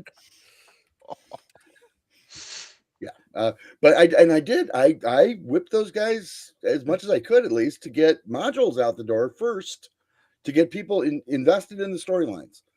I have luckily recently run into somebody who actually wants to make storylines for Inner City, which was originally designed to just be a self-generating game, which I think it was a pretty good self-generating game. But he's right. There's room for some storylines here. yeah. So. Yeah, there is. Absolutely. Who doesn't want to play all that? Any crime drama you can think of, comedy, serious, whatever, you can play it in Inner City. Why not? Why not help people do it? You know, Lance was made because I wanted to play The Expanse, and I didn't find a system out there that I thought really fit it. So yeah. Isn't there an Expanse RPG? Oh, there is now. Now. I started working on Lance in 2012, I think. So yeah, there wasn't then. No. Does anybody know who made the? If anybody that's watching, who made the Expanse game? Put it in the comments. Yeah, please. And from what I've heard, it's actually pretty well done. So yeah, it looks beautiful.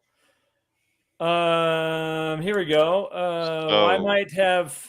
Wait, aren't we still talking about? Please. Yeah, sorry, God, stop. Joe, lay it on us, Joe. No, go. No, you guys. I still haven't heard from Steven or Angelo on the topic.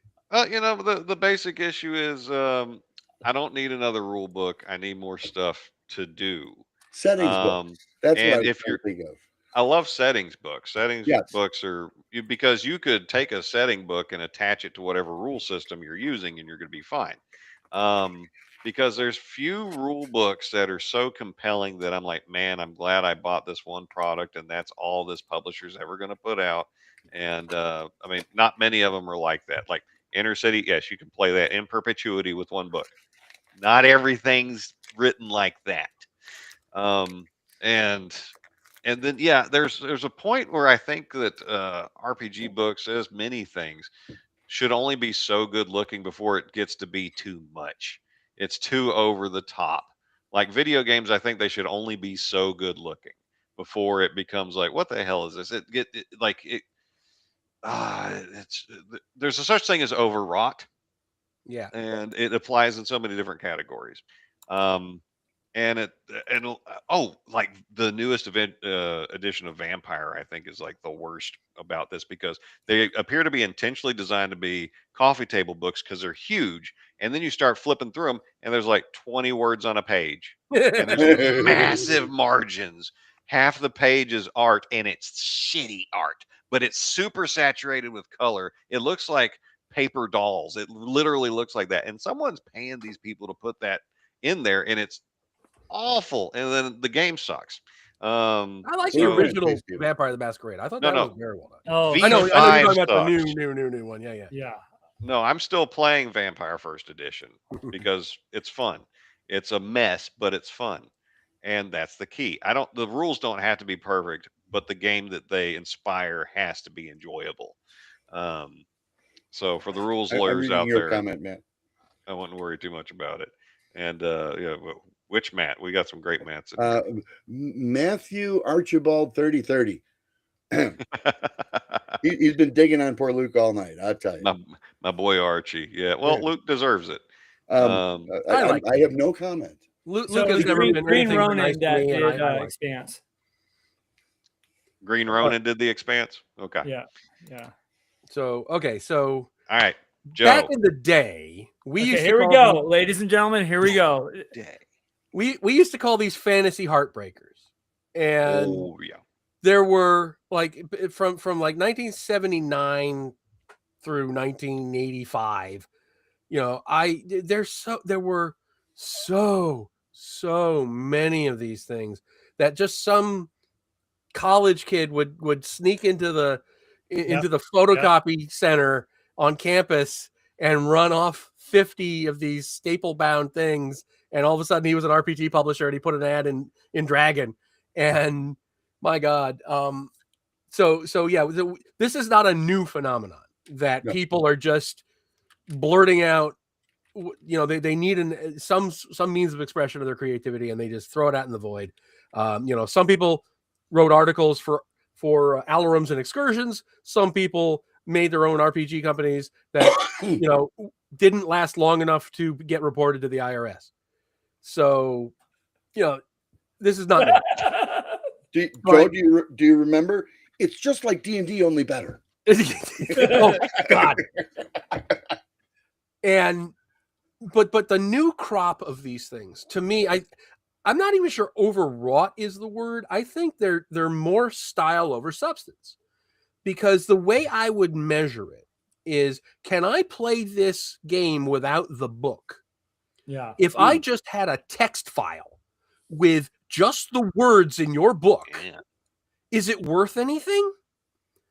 If you published, like, because a lot of publishers, you know, will do an art-free version of their book so people can take the PDF and print it out. If you do that, is it worth anything? Or is the physical layout of your pages so integral to the play of the game that you literally can't play the game with just the words? Yeah. I don't want that. I want a game that is words that I can read and interpret. You know, I would rather have a paragraph than 20 words on a page with huge margins and oversaturated art. Because, oh, well, yeah, here you have, you know, it's all on one page. Everything you need is on one page. Maybe I need more than that. Maybe I need more than those 20 words. Yeah. So I honestly, I am not a fan of the modern, and I know they sell, you know, these are the people making $1 million on Kickstarter. And I'm lucky if I pass 20. Crazy. 20,000. I know that. I know I'm the minority. I don't care. Yeah. I know what I like, and I write and design for what I like. Yeah. The person, my ideal customer is me. And I look at something when I write it, and then when I design it, I say, would I buy this? Yeah. And I look at it, and I have clean 2-column layout with, you know, with straight edges on both sides, and, you know, justified text and everything. Yep. That's what I want. That's all I want. I don't want huge background images of like faded pages of vellum, and, you know, with fancy borders and fancy fluff generated. Joe, can I ask you? Yeah. Indent on the paragraph or a hard return line? Both. Oh, we both win. He goes both ways. It's a win. Win-win. I had to think about it though when you said. You just reminded me of something. What do I do? Because I have an indent on the paragraph, but I also have an extra couple of points in between the paragraph. And now all my pages. But let me jump in before you get too far in. I'm sorry, you're talking about the pages. Finish the pages bit. On my new books, I've upped the font size, because I was finding that all the stuff that I wrote 10 years ago, I can't read anymore. So I've literally increased the font size on my own books so I can read them. It's not like they're big print books, but, you know, they're not 9-point. Oh no, books either. You know, I'm at 11 now. Steven. No. I use 11.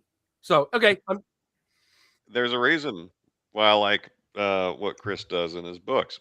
I can read it easy, and that makes it more accessible to more people, because they don't get as intimidated by just a tiny font on the page, and it's like wall of text effect. The wall of text effect is real, But counter to that, I recently saw a thought piece Thank you, Admiral Monk. video So, by Chubby sorry, we had Funster, a super chat. So and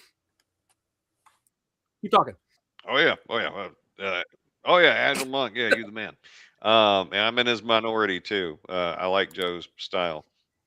But I was watching Chubby Funster talk about the new Dolmenwood stuff, and he was trying to talk, or he was talking something about some big cognitive load in role playing games, and giving the DM what they need to know when they need to do it to know it to optimize their ability to run and process the game. And he was showing on the screen the Dolmenwood setup, and I hated what I saw. I mean, the art might be ridiculous, it might be beautiful, whatever, but plenty more people give that publisher money than have ever given me money. Don't listen to me for professional advice. But when I was looking at like the room description in the dungeon, he gave me the Lego pieces of the room and didn't put them together. So it would actually take me more work to look at the bullet points and fragments of sentences to understand what he's trying to tell me this room is in the first place, let alone me communicate it to somebody. And then me and Chubby got in an argument in the comments because I was like, this is where a good piece of block text describing what this thing looks like gives you a good starting point. Because say the players come by the route that you anticipate them coming, this works. If they come by a different route, you have a frame of reference to tailor it to where they're coming from. And I think I surprised him in that I didn't jump on the bandwagon of I'm just going to deep throat every bullet pointed OSE book out there because it was I'm glad somebody ingredients else for a said room, OSE but and it not me. wasn't a room. Right. Well, I'll do it because I ain't got any But reputation. I'm going to push back a little bit on the box text because I'm not a fan of the box text that you're just supposed to read out. What I do like to do, my room descriptions are description for a couple of sentences for the DM, then the monster stats, then what the players can find once they fight once the monsters are dealt with. So you got to read 2 sentences, then you know what happens if there's if the encounter roll goes wrong, and then what happens after the encounter. Like, oh, and they have this, and there's this this secret thing, but all you need are 2 or 3 sentences of this is what the room looks like, this is what you see immediately, and then here's the monsters. But I don't like I don't want to have to parse the box text and then reframe it for a new situation. I want to just give them here's the basics. It's not bullet points. It's actual set English sentences, but it still gives you the necessary information, but it's not so reductive that you have to figure out what the hell they're talking about. It's not the Lego blocks, but it's also not a ship in a bottle. Yeah. Ooh, I just made that up. I like that. Gotcha. That's not bad. That's a good way of putting it. But yeah, the Lego blocks, I was not a fan of that in the slightest. So, but we do have somebody that is a bullet point guy. Well, I got to ask, how old are you, Shellbackbow? I think that might be relevant. Oh. No, not in a bad way. I'm just saying, I think it might be a generational thing. No, I think it's an insightful thing. Yeah. Like, is it an attention span thing? Like, is it a reading comprehension thing? Because like after the phonics generation, literacy rates haven't done well. Yeah, it's like, if you can't read cursive, you're not going to do well with a paragraph of type text either. Yeah. No, you can't, and it's not. I'm not digging on the people that it's really have not the situation. It's literally just our generation was trained to process text a certain way, and younger generations aren't. Yeah, like books. Well, and actually, if you get a lot of your news off the internet, I do, for instance, all the news is bullet pointed, so it forms that habit. But at the end of the day, whatever pros or cons there are, if I pay money for your product.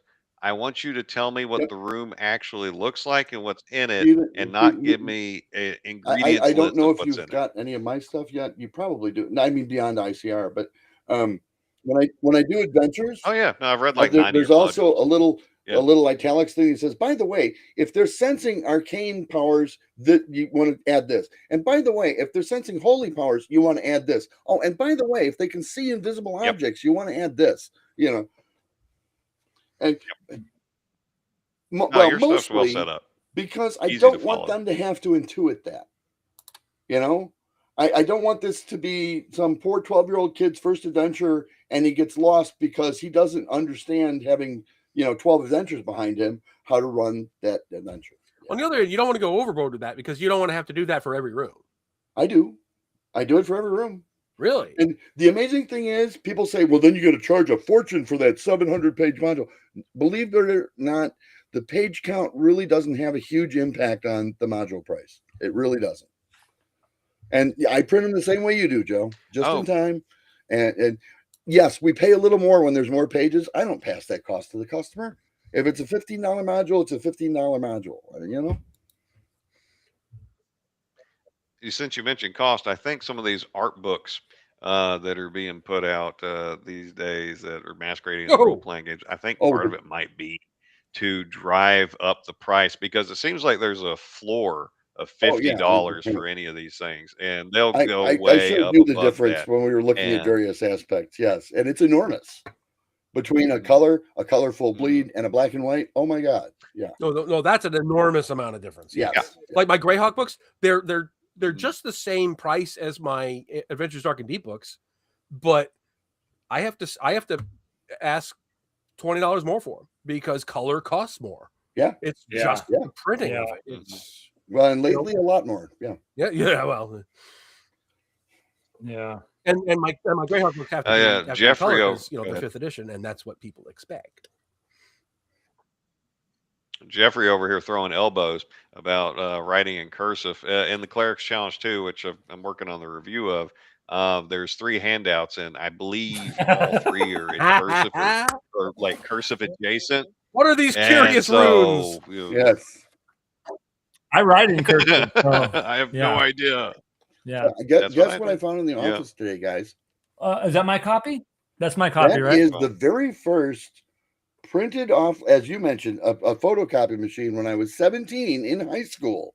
Copy of Inner City. There's like 4 of these in existence. I mean, Hang on, let me get this here. Hang on. Why there was one at the bottom of a pile in my office, I don't know, but yeah. And these used to be $3. Holy cow! Hang on a minute. Hang on. Let's hold it up. Hold it in front of the camera. Oh, look at that. I think if you account for inflation, that's like $48 nowadays.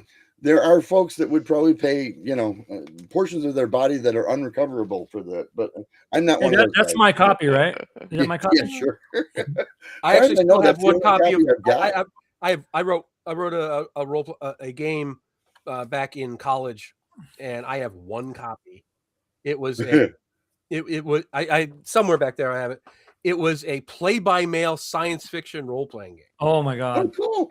And it was called Sail the Solar Winds. And I still have that one I still want to turn it into like a real role-playing game. But I ran it because I was deep into play-by-mail back in college and high school. And I played Star Master and Tribes of Crane and Beyond the Stellar Empire and all those things. I was huge into it. And I actually worked for the George Lloyd, who did Star Master. I worked for him when he got the game back from Schubel and Son for a while, and I was huge into it. And I still have the one copy of the rules that, as far as I know, are still in existence for my role playing my play-by-mail game that lasted for about 2 years. Do you still like the game? I was going to say you could run it online. Yeah, no, that's why I have the name. I still have Adventures, sailthesolarwinds.com. I own it, but it would be a completely new game. The only thing I would keep. The copy of the rules you have, Stephen, are a whole lot better than this. Believe me. Yeah. The only thing, and to this day, Well, we 40 years later, I remember this. There was like this alien race of insects that were just rapacious and they instant attack, and they were called the Marik Cog, and that's the only thing I remember about the game. It's just that one name. I love that name so much that I remembered it after all these years. But yeah, coming eventually to a table near you. Sail the Solar Winds, the sci-fi RPG. What? I got you. Well, it looks like we got to the bottom of Shellback's age. He's 38. So what's that? A millennial, and he does like reading paragraphs for narratives, but bullet points for information. Okay, I got you. Well, it's good to know different perspectives where people are coming from. Yeah, it's great. And there's different ways of approaching it. Some people love it, some people hate it. And what's the right balance? Should you even try to balance it?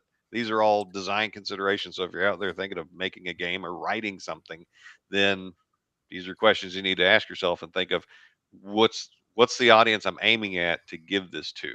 How are they going to best receive it? And it's a lot. There's a whole lot that goes into this. I'm sure both of these guys with more gray hair than me can tell you all about that. Can I give my opinion on it? Yeah, go. Well, at Shellback, I don't write anything by hand anymore at all because nobody could read it. My handwriting is just atrocious. If you ever stopped asking me to sign something, you'd be like, "Oh my God, dude, what are you, 3?" It's terrible. Oh, when I try to sign something like on an electronic screen, it's just blah, blah. But yeah, what I lost during my time in the Air Force was I lost my ability not to curse. Because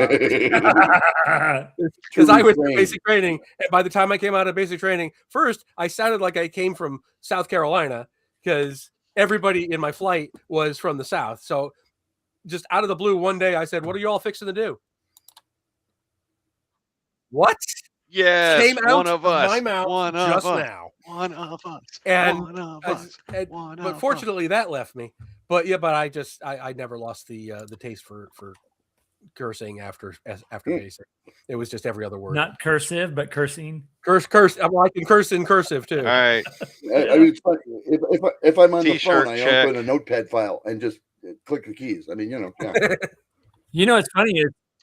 Every saw other word I Angelo usually say is a showing curse off the word, Goonies and I've shirt. been very tame on live streams and. That's what the ums are for. Beefcake. Yeah. Instead of You're bleeping yourself with the ums. If you watch any of my videos, guys, and you hear an it's just my normal way of saying the F word. So replace it with the F word. Yeah, please don't, because I've monetized this. So don't get me don't get me a strike.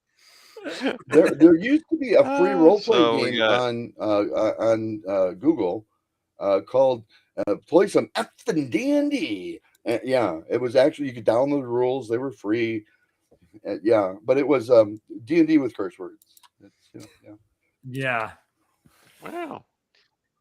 All right, so we got Goonies over there. We got Transformers it's a company shirt. there. Yeah, that's just a logo. And this is Shockwave. We got Shockwave is logo. objectively the coolest of the Transformer of the Decepticons. Yeah. Agreed. And then I'm rocking Retake Constantinople. I have been thinking on a new Transformers game, but it's about farm tools in disguise. See, Transformers, farm tools. Oh, I think there's an app, and it's a wildly different subject than what you're talking about. Pitchfork. I'm begging you. Oh my goodness! Love of God. No, okay. Well, on that note, yes. Are we done? We've gone for almost 2 hours. I think we have. I think this is a good stopping point. What do you guys think? I think we're way past a good warm up. Okay. I think there's one bullet point that we missed for the bullet point lovers, but I think we'll get it next time. Yeah. Thanks, Angelo. Yeah, it was great. And it was good hanging out with you two gents, too. Just to wrap this up really quick. What do we got con-wise? After Paige, who's going to what? My next one after that's North Texas. I'll be at North Texas. Yep, I'll be in North Texas. Oh, good God. We gotta do a thing. Yeah, we definitely. like this type Yeah. thing, Stephen right? will be at North not like Texas. naked in the pool. Let's type do thing. it. Okay, all right. Yeah. And I'm also going to WizardCon, and I'm going to Long Island Tabletop Expo. Yep.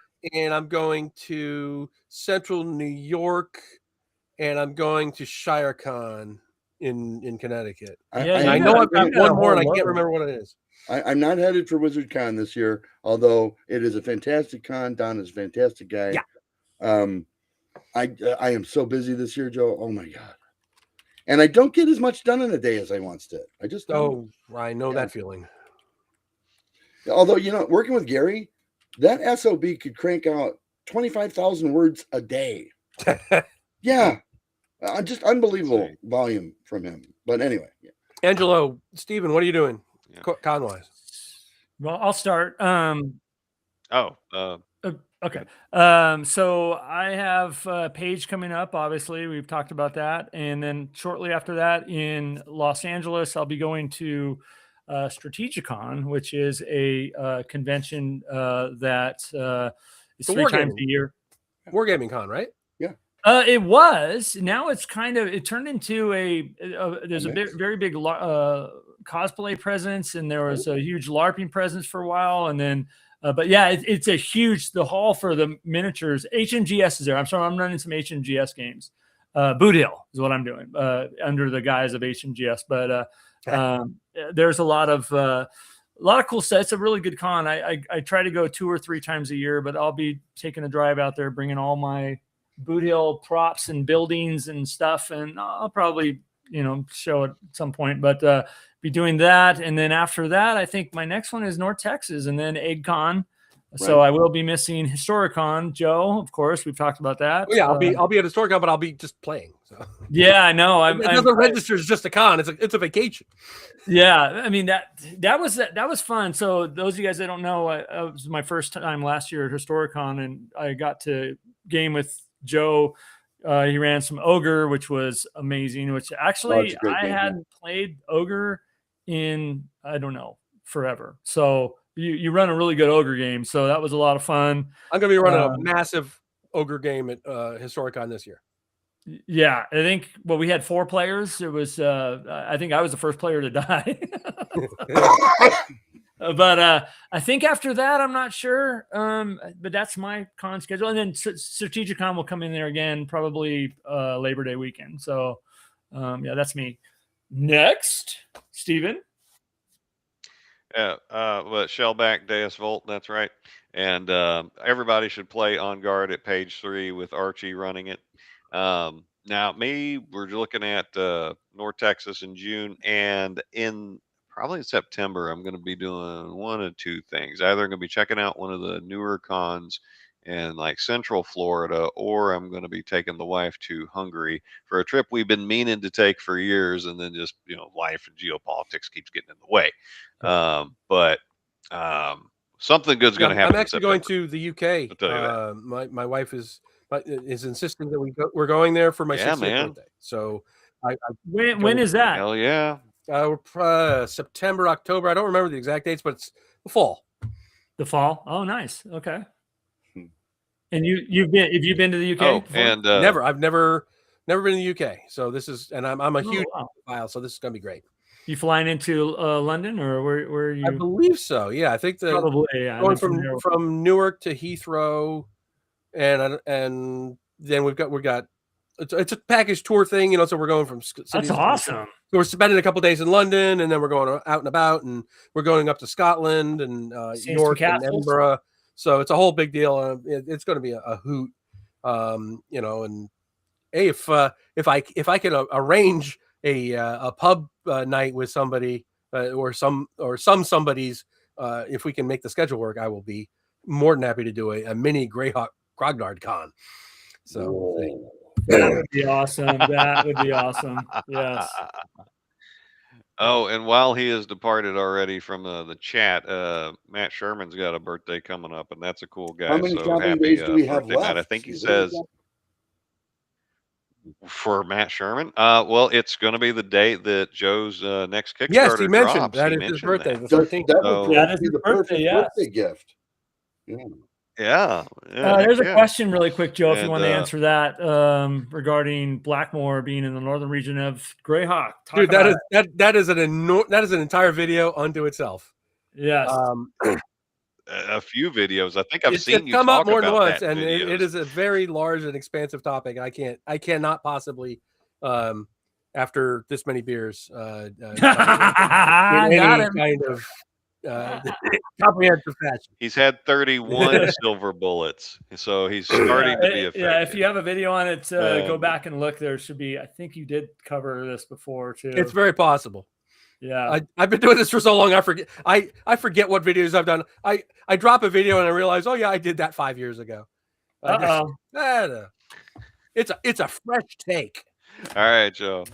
All right, you guys, we're gonna close down. Well, it's been great, I think I'm just gonna give a shameless plug to all of the channels that are associated on here. Please, you guys, go see Stephen Clement's channel on YouTube, where he talks all kinds of stuff, gaming, does reviews, and reads on books and show reviews and all kinds of cool stuff. And then we have Greyhawk Grognard here, Joe Block, who just did the salute, and he is a massive name in the Greyhawk world. If you want to know anything Greyhawk, he probably has a video on it. I must admit, I am a lover of Greyhawk, and I know enough to be dangerous, but I ask Joe stuff when I don't know it. So I admit it. Dang it. I'm supposed to know everything, but I don't. But, and then please check out my channel. It's only, I don't know, 4 months old. It's called the DM and Friends, where I like to talk about the community, friendship, and I also just I'm kind of finalizing a whole series behind how to be a better dungeon master, and I hope that really finds. I'm getting a lot of great feedback on it. It's super cool. Go in there and you'll find some tips about being a better dungeon master. And then we have the one and only Chris Clark here, Inner City Games Design. I'm just busy writing stuff. Yeah. You can just Google his name. He doesn't have a YouTube channel, but he has an online presence that spans a huge website of games, and more games, and more games. And let me finish. And games, and more games, and games. So, but I want them also to watch my Wisconsin workouts. So. Okay, and Google Wisconsin workout. But click the one on the right, not the one on the left. Yeah. Okay. Anyways, you guys, thank you so much for jumping on here. This was so much fun. Does anybody want to say any parting words? Bye. Bye. Happy New Year. All right, you guys. God bless. Take care. Ours. And keep gaming. All right, you guys.